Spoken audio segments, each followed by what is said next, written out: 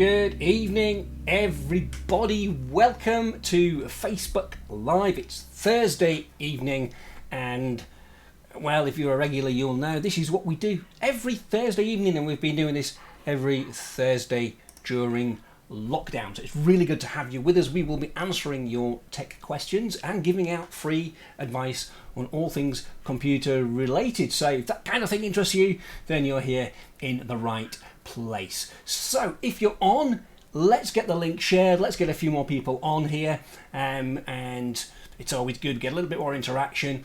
Do please ask your questions. I've got the chat open, so make sure you get them on, and we'll get those covered in the program this evening. I do have 3 questions that we will be looking at. So the ones we'll be looking at tonight, even if you don't ask me anything else, are: should I turn my computer off every day or leave it on?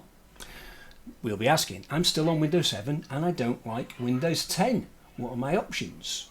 And should I buy a copy of Office 2019 or subscribe to Office 365? So if any of those questions, if you've asked any of those questions, then this is definitely the place to be. Now, I'm hoping that it doesn't get too hot in here. In fact, at 7 o'clock it's getting a little bit cooler, but it's been a really, really hot day today. I don't know how it's been for you. We've been absolutely sweltering.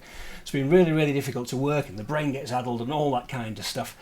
I think I've got a little bit of a clearer head now, which is probably not such a bad thing. So let's get on to our first question, which is: should I turn my computer off every day, or should I leave it on? That's a very good question indeed. I know when I worked in an office a few years ago, I got into the habit of leaving my computer on, and there was a very simple reason why I did that. It was because it was so slow to boot up, particularly on a Monday morning. So I tend to leave the thing on so that when I got into the office, everything was there when I needed it to be.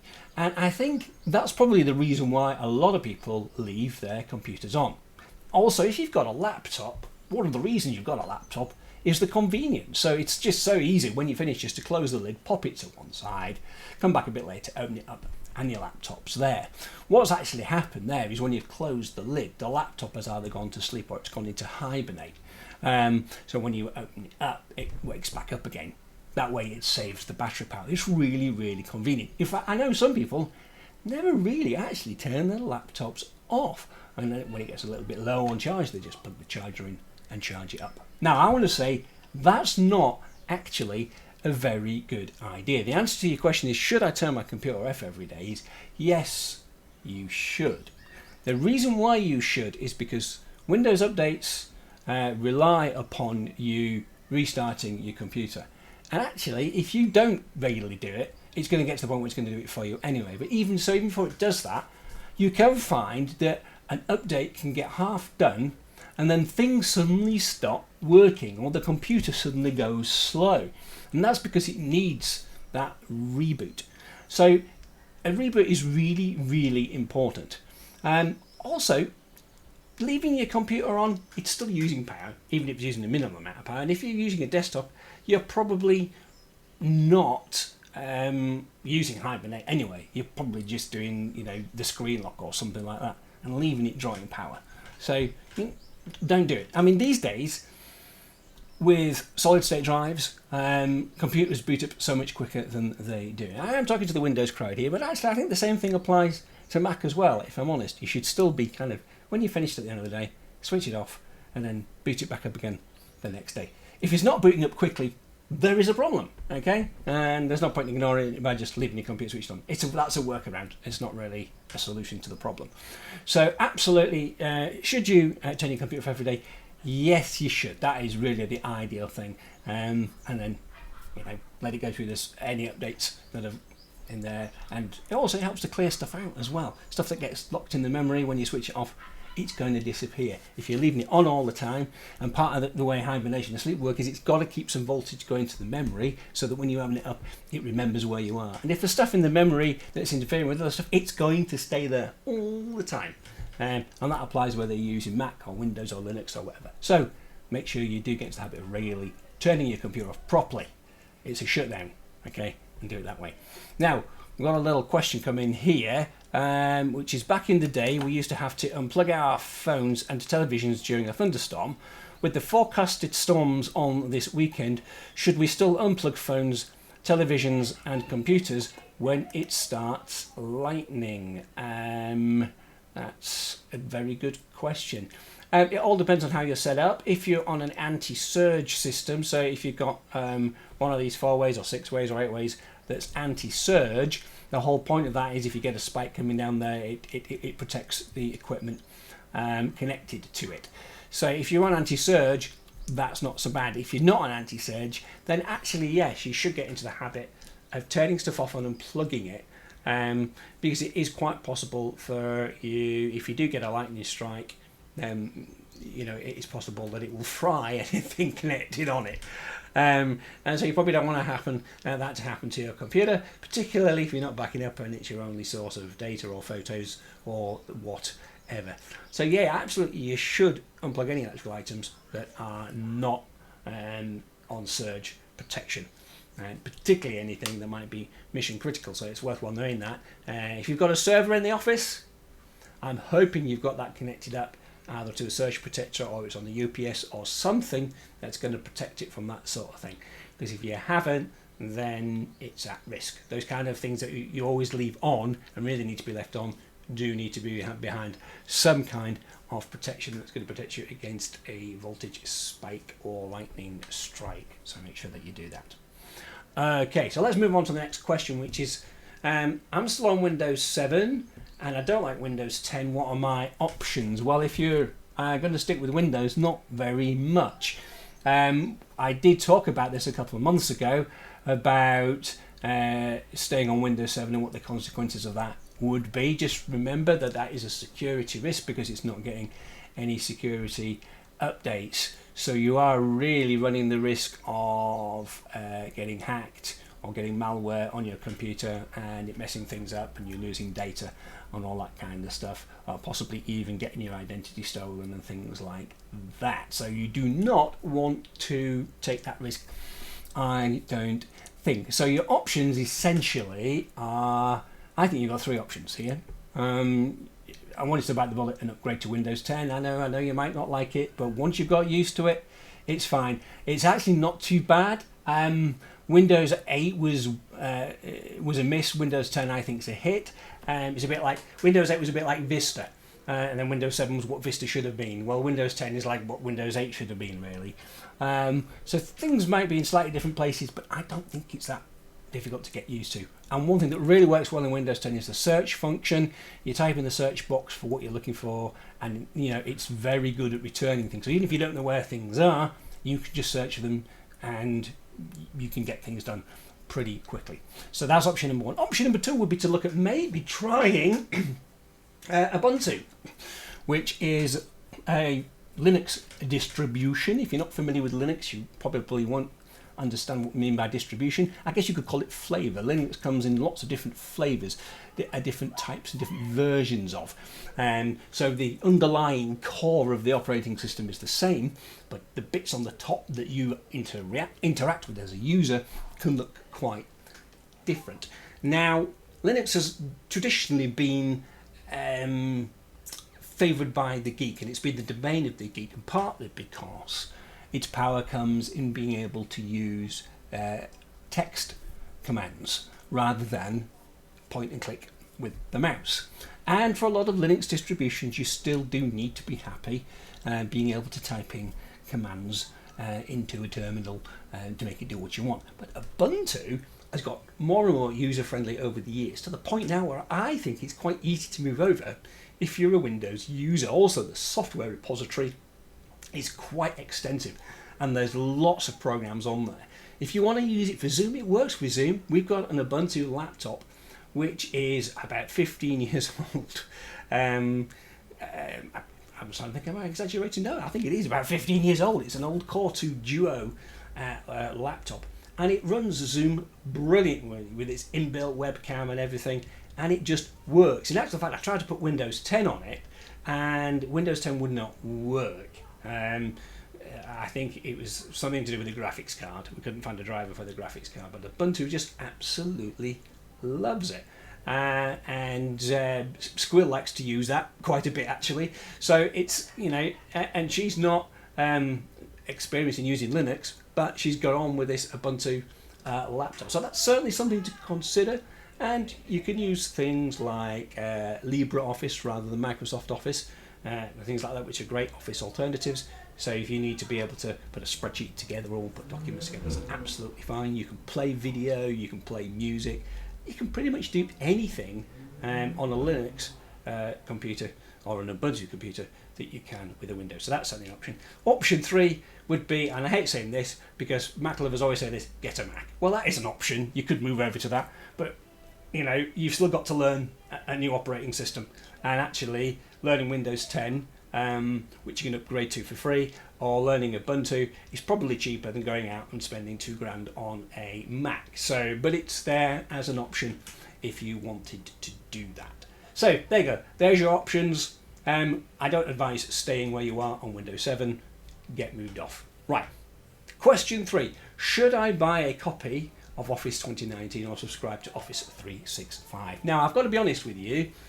Office 365, it's a subscription model, so you pay a monthly amount in perpetuity. A lot of software is moving over to that model now, and actually in business we'll see that pretty much all the time. That's the standard model. So it's difficult to get away from. Now, I must admit, I was initially sceptical about Office 365. Thinking, why do I want to keep paying money every month when I can just go and buy the software, load it on my computer, and I've got it forever? But I'm not so sure now, and I think as Microsoft's moving us away, the big thing with Office 2019 is it's not as good as Office 365.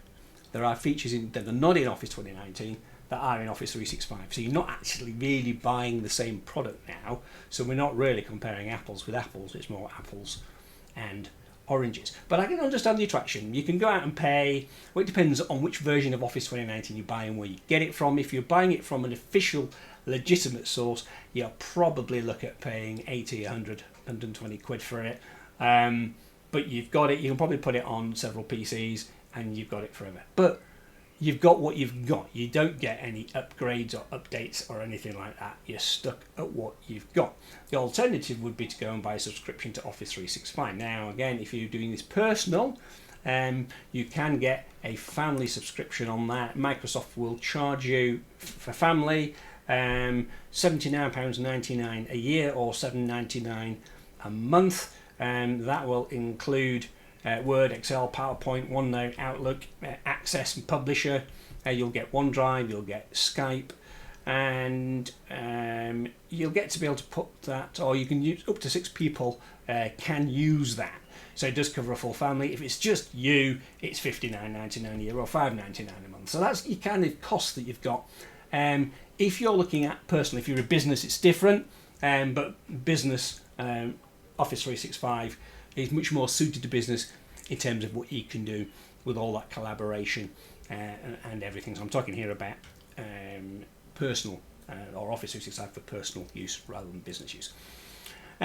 So you might think, well, but that's 80 quid and I've paid that next year, it's 160 quid, and then it's another 80 quid on top of that, so it's 240 quid.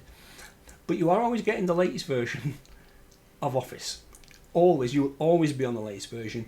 You will always get all the security updates, everything, and you do get all of the features. So really, at the end of the day, $7.99 a month, you'll pay that much for Netflix and quite happily do it when Office 365 provides functionality and allows you to do things. So it's not expensive in the grand scheme of things. So I would say move towards Office 365. The other thing is we've come across people who've kind of got Office on the computer and we've had to do a reinstall or something stops working, and we're right, have you got the Office disk? Have you got the license key? Can't always find it now.